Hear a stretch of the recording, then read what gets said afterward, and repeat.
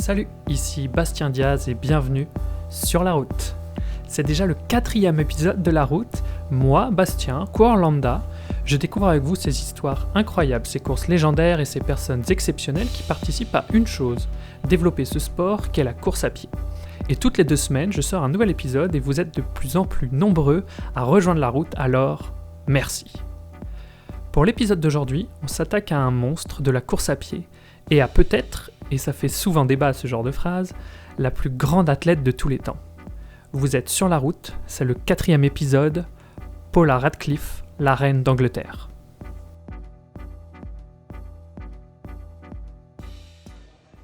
Eliud Kipchoge vient de remporter pour la première fois de sa carrière le marathon de Londres avec un chrono somme toute classique pour le Kenyan, 2h04 et 42 secondes. Eliud doit maintenant se coltiner les interviews directement après la course et la remise des médailles devant la foule. Pour autant, le public ne le regarde pas du tout. On dirait qu'ils attendent autre chose. Étonnant, car la plupart des favoris ont terminé le parcours et sont déjà à la douche. Les coureurs qui franchissent la ligne sont sur des allures de 2h30 au marathon. Même si certains appellent ces athlètes des amateurs, et que ces coureurs n'ont peut-être pas le droit aux lumières comme les plus rapides, ça reste des putains de machines.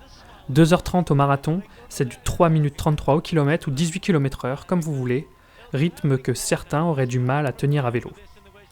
Plus la course avance, et plus on commence à entendre la foule gronder. Un hélico se rapproche de nous, on entend le bruit d'une moto et le bruit de la foule s'intensifie encore plus. Un petit groupe de coureurs masculins arrive, entourant une athlète, lunettes vissées sur le nez. Cette coureuse semble avoir quelque chose qui ne va pas. Elle bouge sa tête à chaque pas. Tous ont un dossard avec un numéro, tous, sauf une, Paula. Paula Radcliffe est en train de terminer son dernier marathon devant son public. She's slowing a little bit, Joe, in terms of her overall pace, but not too much. And let's hope that her body holds together for this last 30 minutes. There she goes, taking a drink on board, and we'll just be hoping she can finish strong. Paula Radcliffe est née en 1973 à Northwich, petite ville typique du nord-ouest de l'Angleterre, près de Manchester et Liverpool. Sa rencontre avec l'athlétisme se fait assez rapidement. Son père, Peter, courait quelques courses, dont des marathons, et Paula adorait aller le voir courir. C'est un peu tout ce que gosse se dit quand on voit ses parents faire quelque chose. Moi, je ferai comme papa. Sauf que Paula le fera beaucoup mieux que nous tous réunis. La course à pied sera son premier et unique sport. Et comme tout néo-runner, elle fera du cross. Les pointes, la boue, les départs en meute, les talus, l'herbe, la pluie, les journées de mars, les montées casse-pattes, les cuisses qui brûlent, les champs, la campagne anglaise, le vent, la bave qui dégouline sur son menton, c'est ça, la came à Paula. J'ai retrouvé des interviews d'elle parlant du cross, et elle a des étoiles dans les yeux rien que d'en parler. On sent qu'elle a adoré ces années-là. Après avoir fait ses classes lors des compétitions nationales, grâce au cross, Paula ira pour la première fois de sa vie au-delà des frontières de l'Angleterre pour participer à des compétitions internationales. Et pour toutes ces courses, c'est souvent les mêmes images que l'on peut voir. Paula, la plus grande du peloton, ses cheveux blonds au vent, survole la course du début à la fin pour s'imposer à chaque fois. Pour elle, le cross, c'est la course la plus drôle qui existe. C'est vraiment là où elle a pris du plaisir durant ses premières années de course à pied. Et ces années cross, ça lui a servi tout au long de sa longue carrière. Premièrement, ça lui a appris la souffrance. Ça lui a aussi appris ce qu'était une course et comment on gagnait en jouant avec les nerfs des autres coureurs. Et enfin, ça lui a permis de gérer sa vitesse. Et tout au long de sa carrière, Paula gardera ses souvenirs en tête et lui permettront de devenir la championne qu'on connaîtra. C'est dans le Massachusetts qu'à 19 ans, Paula atteindra le Graal de sa carrière junior. Sur un terrain complètement enneigé, elle remporte les championnats du monde de cross à Boston en patronne. But it will be Paula Radcliffe of Great Britain winning the women's junior race, Wang Jianzhu of China, and then it will be the defending champion, Linda Cheromai of Kenya, just edging out. Jennifer Clegg from Great Britain coming in 4th. So some surprises in the women's junior race. Pour chacun des sujets dont je choisis de parler, je ne cherche pas très longtemps. Ce n'est que le début et c'est peut-être pour ça que j'ai encore beaucoup de possibilités d'émissions devant moi, mais pour le moment ça vient assez rapidement et j'espère que ça continuera comme ça. J'ai juste à repenser aux souvenirs de courses que je regardais étant plus petit, chez moi, assis par terre, souvent sur Eurosport tôt le matin. Les noms des coureurs ou de courses que j'ai adoré regarder me reviennent et c'est ce qui me donne ensuite l'idée de parler de tel ou tel sujet. Et Paula Radcliffe, c'est typiquement ça. Je vais pas faire le mec, je n'avais plus beaucoup de souvenirs de ses courses. Par contre, son style, c'est quelque chose que l'on n'oublie pas. Le style, en course à pied, ça peut paraître secondaire. Et ça l'est, finalement, si on compare ça aux résultats, par exemple. Est-ce qu'on préfère avoir un style sortant du lot ou remporter un titre, même interquartier ? Mais le style, c'est un élément qui peut permettre de maximiser une chose, les souvenirs. Et grâce aux souvenirs, on permet de faire rêver. J'ai trop envie de parler du style des coureurs, et ça mériterait même que je fasse un épisode rien que là-dessus, car il y a énormément de choses à dire. Donc le style, c'est ce qui m'a, entre autres, donné envie de faire cet épisode sur Paula. Quand Paula Radcliffe court, on la remarque. Pourquoi ? Sa tête. C'est le premier truc qu'on voit. Elle la bouge d'une certaine manière que j'ai du mal à vous le décrire. À chaque pas, on dirait qu'elle fait une sorte de cercle avec, on se dit. Mais elle souffre, non ? Ou elle a un problème peut-être ? Mais vu à la vitesse à laquelle elle court, je pense qu'elle n'a aucun problème. C'est juste sa manière de courir et ça lui va très bien. C'est aussi elle qui a commencé à mettre des lunettes sur son nez. Ça lui donne un style robotique à la Men in Black. C'est marrant parce que ça jure complètement avec la Paula que l'on peut voir en dehors des courses. Elle qui est hyper souriante lors des interviews que j'ai pu voir devient très concentrée lorsqu'il s'agit de gagner. Et enfin, l'accessoire le plus populaire de la fin des années 90 et du début des années 2000, les bandelettes nasales. La classe. Niveau équipementier, Paula sera une des grandes égéries de Nike, et encore aujourd'hui d'ailleurs, et notamment la chaussure du casual runner d'aujourd'hui, la Pegasus. Paula est donc passée pro à 19 ans, après sa victoire au championnat du monde de cross junior. Toute sa carrière, Paula suivra le même rythme méthodique pour planifier son calendrier. Pas plus de 3 grosses courses par an, qu'importe la discipline, qu'importe la distance. Et ce qui est frappant avec Paula, c'est sa régularité et sa patience. Quand on regarde son palmarès, entre 1992 et 1996, le gain de place va crescendo. Elle ne gagne aucun titre pendant 4 ans, mais elle commence à grimper dans la hiérarchie mondiale. Ensuite, entre 1996 et 2000, elle remporte quelques victoires, mais elle connaît surtout ses 2 premières participations aux Jeux Olympiques. En 1996, à Atlanta, on en a déjà parlé d'ailleurs lors du premier épisode avec Chamel Guérouge, elle termine 5e du 5000 mètres, où elle fait une très belle course. Cette épreuve lui permet de s'inscrire aux yeux du monde comme une des athlètes à suivre et à qui on promet un bel avenir. En 2000, à Sydney, elle se place sur 10 000 mètres. Alors qu'elle est première durant toute la course, aux 400 derniers mètres, elle se fait déposer par les 2 Éthiopiennes qui l'accompagnaient. Les 2 compères lui mettent une dizaine de mètres dans la vue en quelques secondes. Paula finira 4e en terminant le 10 km en 30 minutes et 30 secondes. Elle aura pris 15 secondes en un tour, ce qui est juste gigantesque à ce niveau. Derartu Tulu, la nouvelle championne olympique, explosera de près d'1 minute le précédent record de la compétition. Mais à partir de 2001, et pendant presque 4 ans, Paula ne perdra plus aucune course. Pendant 4 ans, Paula gagnera 11 courses d'affilée, et pas les plus petites. Et il faut bien se rendre compte que des courses, ce n'est pas comme des matchs de foot, il n'y en a pas une tous les week-ends et on ne peut pas enchaîner aussi facilement que dans d'autres disciplines. Gagner 11 courses d'affilée, surtout sur des longues distances, c'est juste incroyable. Et Paula, durant ces années fastes, va faire la rencontre de la discipline qui va la faire rentrer dans le cœur des Anglais, le marathon. Le marathon, c'est grâce à cette discipline que Paula Radcliffe va devenir l'une des plus grandes coureuses de tous les temps, et notamment le marathon de Londres. C'est son pays, c'est sa maison, c'est chez elle.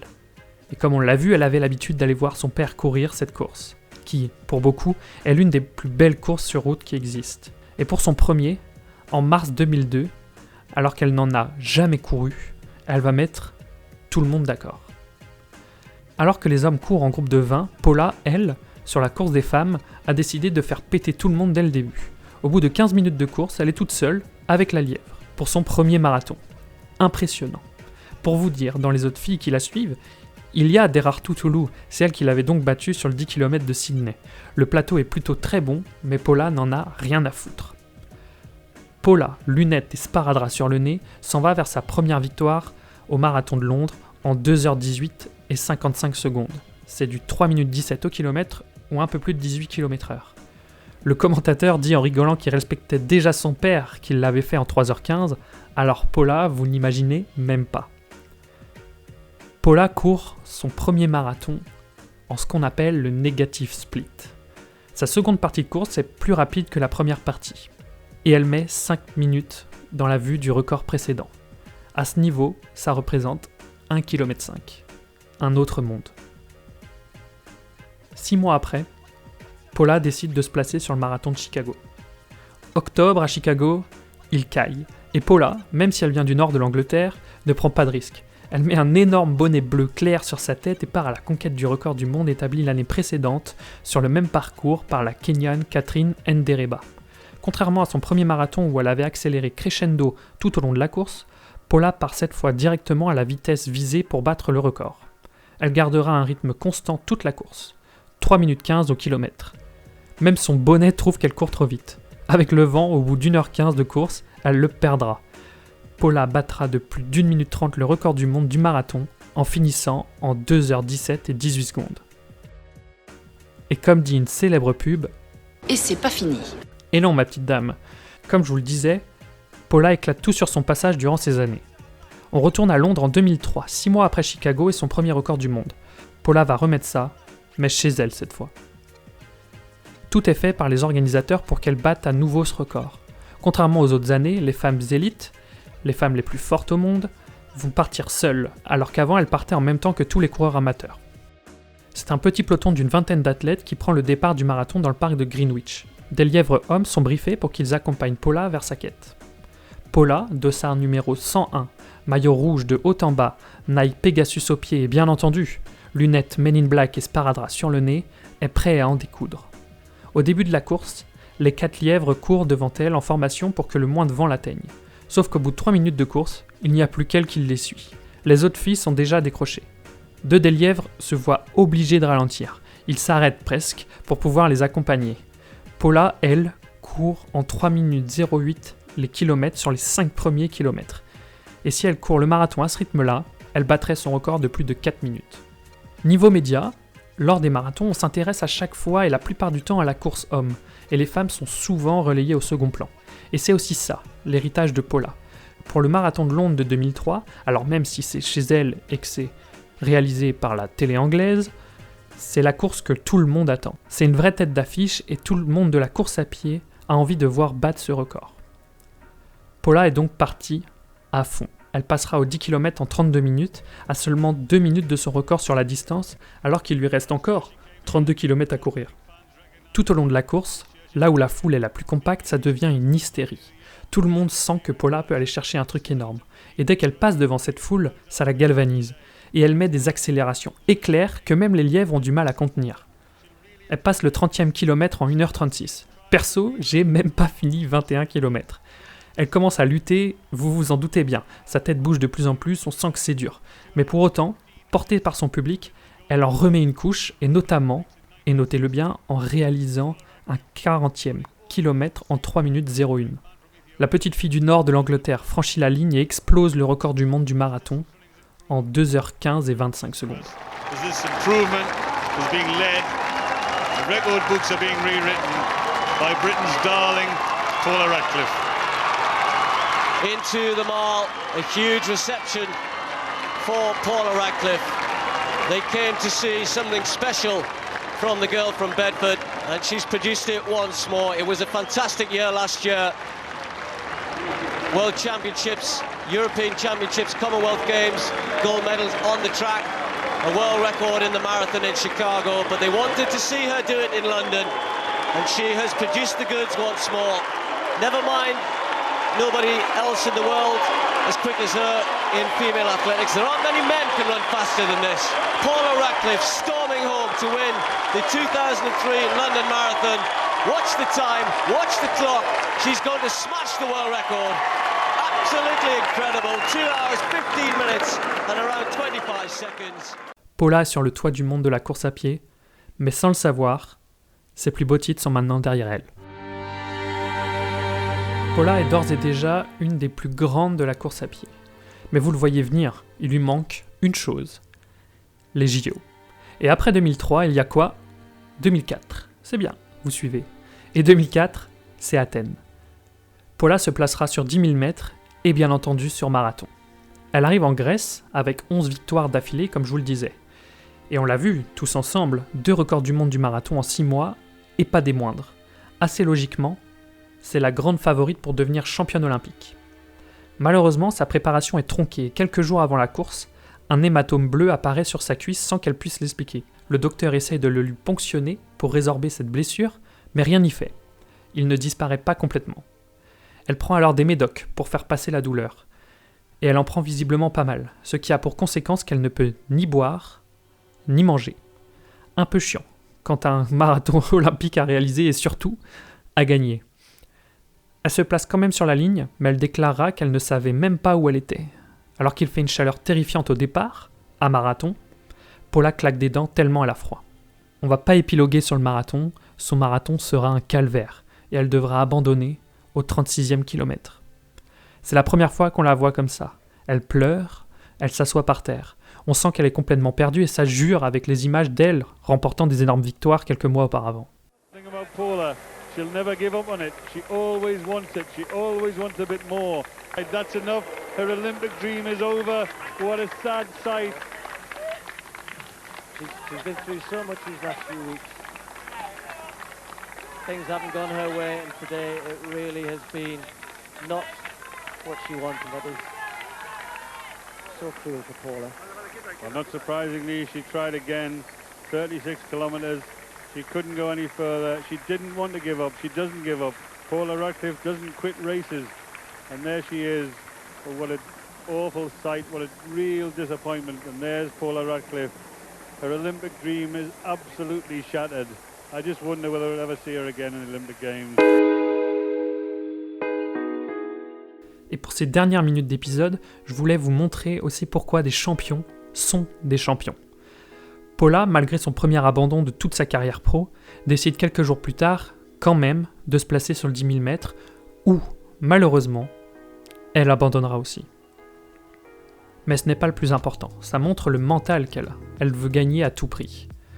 Quand je vois, moi, ou rien que de me lever de mon canapé pour aller courir peut être compliqué, elle s'est coltinée 36 km d'un marathon réalisé en 2 heures, quand même, avec un gros mal de bide, sans manger, ni boire, et elle tente ensuite le 10 000 mètres olympique. Et pour vous dire, les 3 années après ce terrible dénouement, entre 2004 et 2007, elle remportera le marathon de New York, à nouveau celui de Londres, puis les championnats du monde de la discipline. Paula est une machine de guerre. Toute la suite de sa carrière, Paula sera emmerdée par les blessures, notamment au fémur et surtout une au pied, due à une blessure datant de ses années cross mais qui avait mal cicatrisé. Ces blessures l'empêcheront de pouvoir concourir normalement au JO de 2008 à Pékin où elle finira 23e. Paula a 35 ans après ces JO et elle ne courra plus que 4 marathons en 8 ans. Mais à chaque fois qu'elle prend le départ, c'est pas pour enfiler des perles. Elle fait première à New York en 2008, 4e encore à New York en 2009 et 3e à Berlin en 2011. Et en 2015, à 42 ans, Paula court sa dernière course sur son parcours préféré, Londres. La course des leaders est donc terminée, mais tout le public est resté voir Paula terminer son dernier défi. Entourée d'un petit groupe de coureurs, Paula, lunettes vissées sur la tête, sparadrap collé au bout de son nez, court le sourire aux lèvres. Elle terminera son marathon en 2h39, à la 26e place, sans véritable préparation. Il faut bien se rendre compte que Paula Radcliffe est une des athlètes, tous sports confondus, les plus connues et respectées de Grande-Bretagne. C'est une véritable icône. Paula n'a failli ne plus courir du tout. À cause de ses blessures à répétition, il y a certains moments de sa vie où Paula ne pouvait même pas grimper un simple trottoir. En 2012, alors qu'elle va se faire opérer du pied, elle demande au médecin de combien sont ses chances de pouvoir recourir avec ses enfants. Il lui répond 50-50. Depuis, Paula peut recourir, rien que pour s'entraîner, et ça lui convient parfaitement. Comme quoi, au final, c'est peut-être ça le plus important.